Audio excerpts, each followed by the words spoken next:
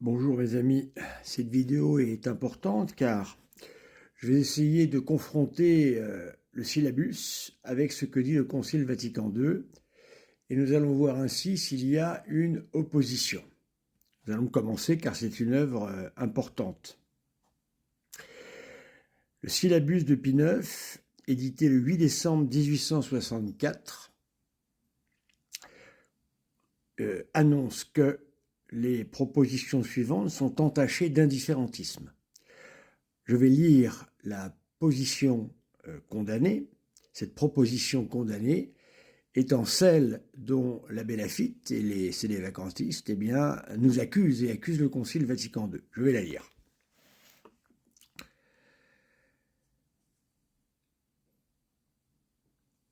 Tout homme est libre d'embrasser et de professer la religion que la lumière de la raison l'aura amené à juger être la vraie religion. Ça, c'est le numéro 15, le numéro 16. Les hommes peuvent trouver la voie du salut éternel et obtenir le salut éternel dans le culte de n'importe quelle religion.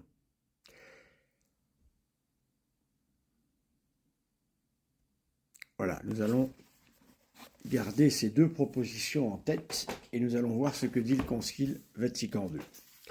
Donc prenons le Concile Vatican II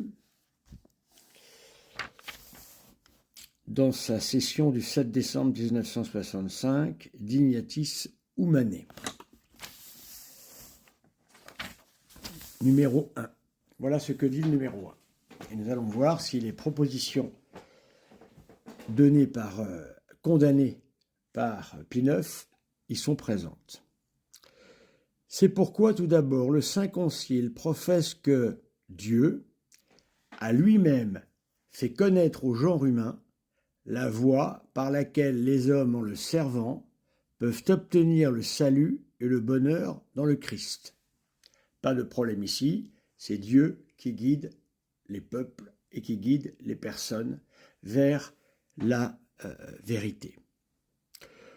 Nous croyons que cette unique vraie religion. Alors déjà, nous ne sommes pas ici dans l'indifférentisme, puisque dès le début de ce décret conciliaire, il nous est dit, nous croyons que cette unique vraie religion est présente dans l'Église catholique et apostolique, à laquelle le Seigneur Jésus a confié la charge de la répandre parmi tous les hommes. Par ses paroles dites aux apôtres, Matthieu 28, 19 à 20, « Allez donc de toutes les nations, faites des disciples, les baptisant au nom du Père et du Fils et du Saint-Esprit, et leur apprenant tout ce que je vous ai prescrit. » De leur côté, tous les hommes sont tenus de chercher la vérité. Tous les hommes sont tenus de chercher la vérité que nous venons de définir, que le Concile vient de définir. Voilà. C'est-à-dire que cette vérité, cette vraie religion est présente dans l'Église catholique et apostolique. Les hommes ont donc le devoir de la chercher. Alors là, ici, les termes sont importants.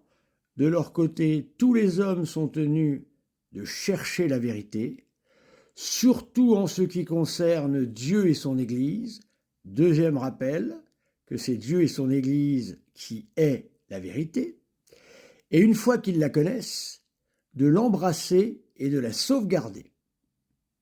Le Saint Concile professe également que ces devoirs touchent les hommes dans leur conscience et qu'il lie celle-ci, et aussi que la vérité ne s'impose pas autrement que par la force de la vérité elle-même qui pénètre l'esprit avec douceur en même temps qu'avec puissance. Et oui, l'âme de l'Église, c'est l'Esprit Saint, bien évidemment. Donc, trouver la vérité, voilà, c'est trouver le lieu où réside l'Esprit Saint en quelque sorte. Or, comme la liberté religieuse que revendiquent les hommes pour l'accomplissement du devoir d'honorer Dieu concerne l'exemption de contraintes dans la société civile, elle ne porte pas atteinte à l'intégrité de la doctrine catholique traditionnelle au sujet du devoir moral des hommes et des sociétés à l'égard de la vraie religion et de l'unique Église du Christ. En outre, en traitant de cette liberté religieuse, le Saint Concile a l'intention de développer la doctrine des souverains pontifes les plus récents sur les droits inviolables de la personne humaine et de l'ordre juridique de la société. Voilà. Ici, nous voyons donc deux choses. Premièrement, la vérité est définie. Le lieu où l'on doit trouver la vraie religion est défini. L'obligation de chercher la vraie religion est définie. La vraie religion, eh bien, c'est là où se trouve Dieu et son Église. Cette Église est l'Église catholique. On le dit, elle est présente dans l'Église catholique et apostolique. Comme vous le voyez ici, nous ne sommes absolument pas dans la proposition numéro 15. Tout homme est libre d'embrasser et de professer la religion que la lumière de la raison leur a amené à juger être la vraie religion, pas du tout. Le Concile rappelle ici que les hommes doivent chercher la vérité, et la vérité se trouve eh bien, là où est Dieu et son Église. Donc nous ne sommes pas dans la proposition condamnée. Deuxièmement, les hommes peuvent trouver la voie du salut éternel et obtenir le salut éternel dans le culte de n'importe quelle religion.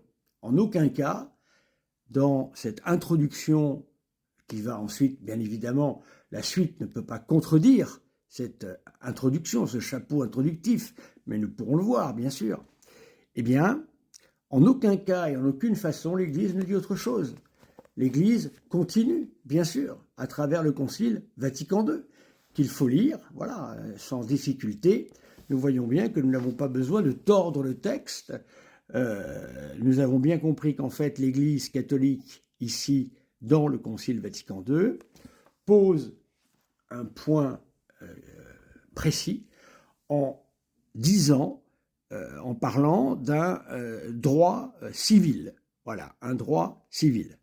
Voilà, un droit civil qui permette, eh bien, ce que l'on appelle la liberté religieuse. C'est-à-dire que cette recherche de la vérité ne peut se faire que dans la liberté. Sinon, on sait ce qu'ont donné eh bien, les cas de pression trop importante sur les populations, voilà, des faux convertis. Hein, c'est arrivé assez souvent, malheureusement. Là, nous voyons donc qu'il faut que cette recherche se fasse dans la vérité. Voilà. Tout commentaire qui ne sera pas en lien avec ce que je dis dans ma vidéo sera jugé nul et non avenu. Tout commentaire qui ne me donne pas mon titre de prêtre, mon père, monsieur l'abbé, comme vous voulez, je suis un prêtre, sera immédiatement ôté lui aussi. Parce que ça veut dire que ce seront les sédévacantistes qui feront une horde sur cette page. Voilà. Donc je demande simplement de faire avancer le débat avec ce que dit l'introduction de ce décret, voilà, Dignitatis Humanae, déclaration des Libertate Religiosa. Voilà, merci mes amis de commenter nombreux.